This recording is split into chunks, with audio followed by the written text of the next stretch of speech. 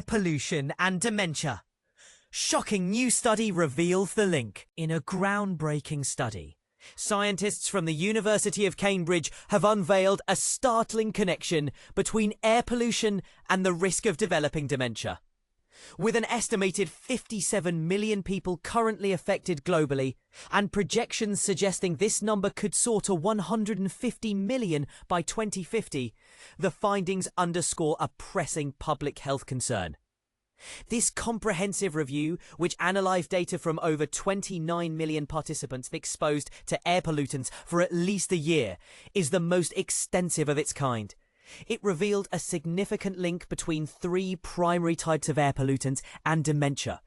PM2.5 emitted from vehicles, power plants and wood-burning sources, nitrogen dioxide, a byproduct of fossil fuel combustion, and soot from vehicle exhaust and wood burning. For every increase of 10 micrograms per cubic metre of PM2.5, the relative risk of developing dementia rose by 17%. Similarly, a comparable increase in soot levels was associated with a 13% higher risk.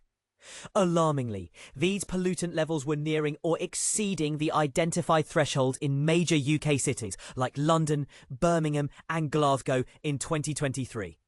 Dementia, with Alzheimer's disease being the most common form, affects millions with symptoms ranging from memory loss to mood changes.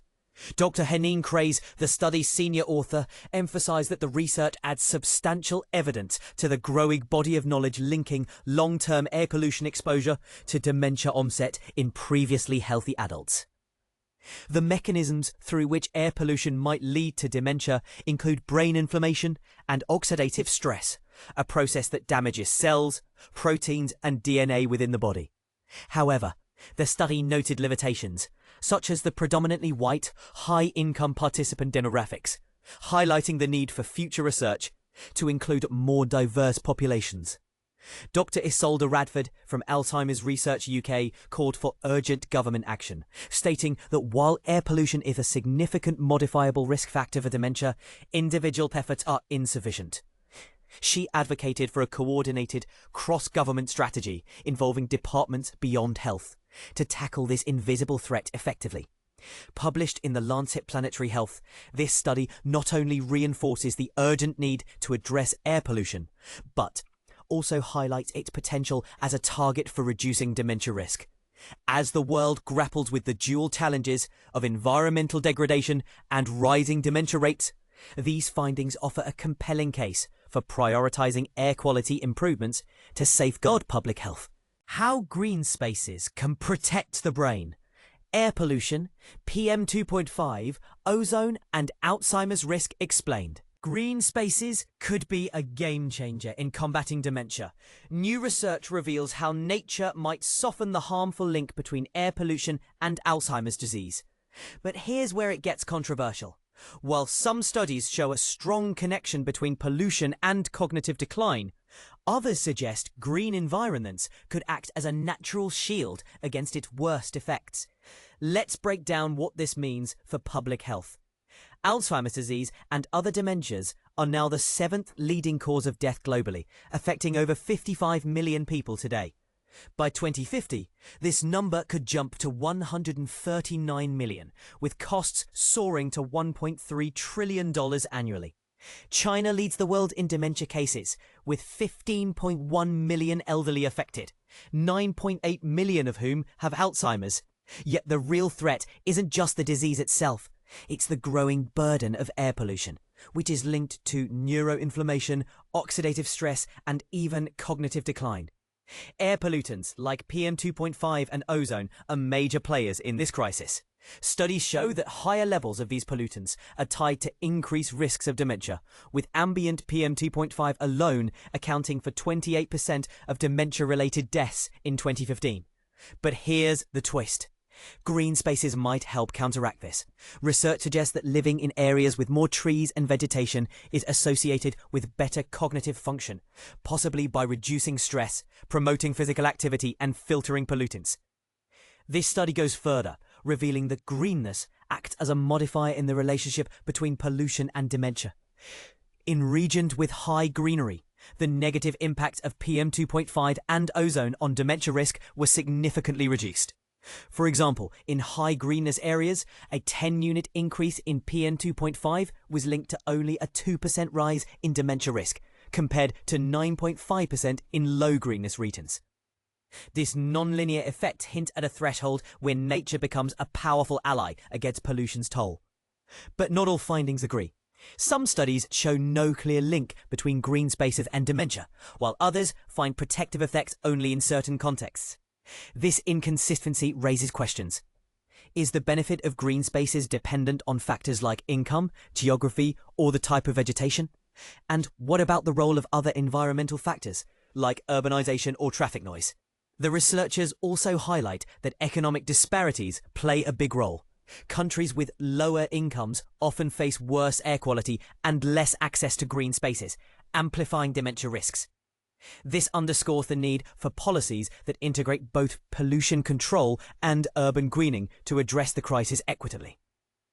So, what does this mean for us? While air pollution is a clear danger, the power of green spaces to mitigate its effects offers hope.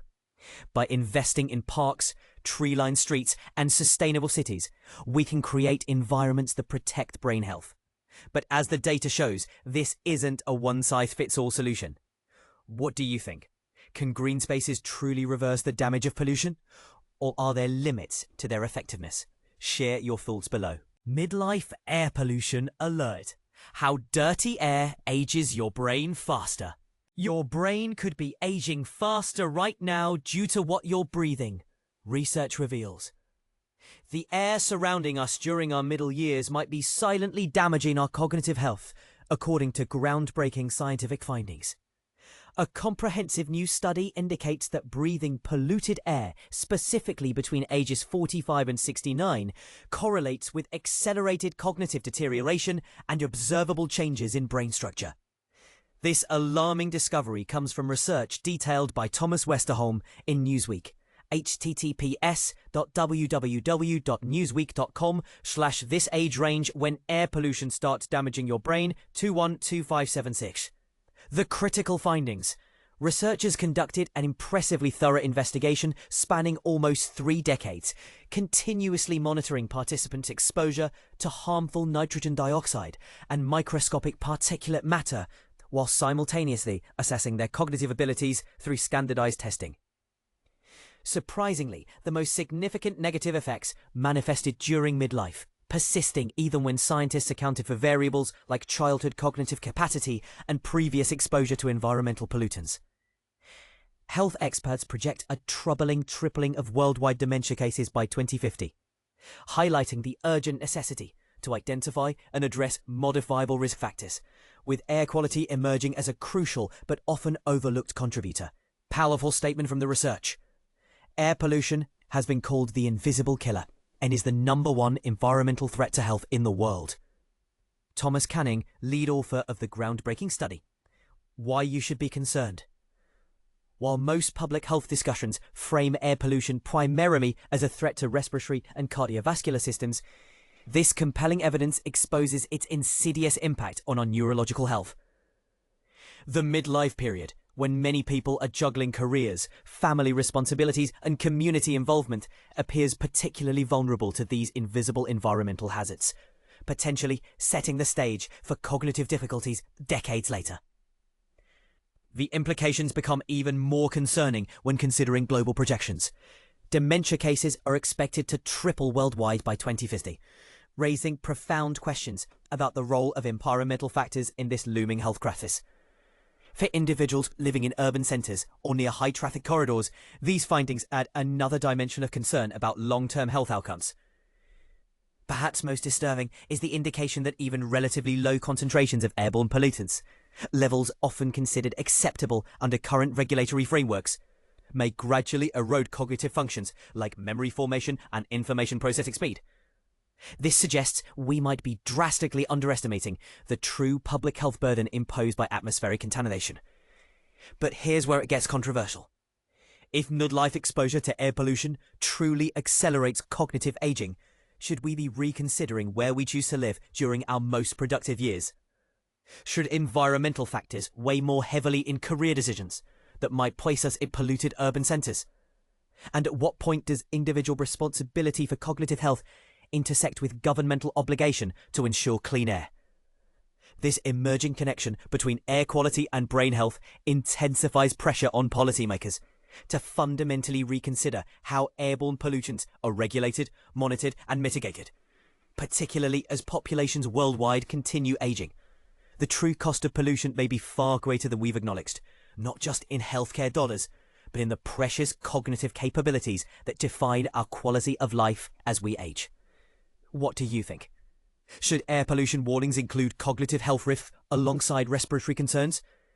Would you consider relocating to protect your brain health, or is that an unrealistic privilege for most people? Share your thoughts in the comments below. For additional insights, explore air pollution linked to faster brain and body aging in global study.